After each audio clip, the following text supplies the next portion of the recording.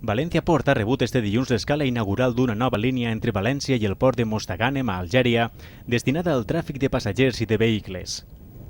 A motiu de l'escala inaugural, l'Autoritat Portuària de València ha fet lliurament a les autoritats argelines d'una mètopa commemorativa en l'edifici del rellotge del Port de València.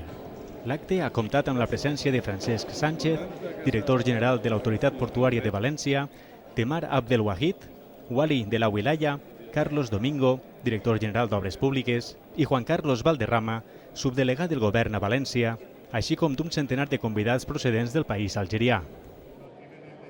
Es una día histórica para este viaje Valencia-Mostaganem. Esperamos que después del viaje hay muchos trabajos para nosotros. En Mostaganem tiene muchas oportunidades en el turismo, en la agricultura. Esperemos hacer muchas cosas juntos. La nova línia de la naviliera Entreprise Nacional de Transport Marítim de Voyager estarà activa fins al mes de setembre, coincidint amb el període estival.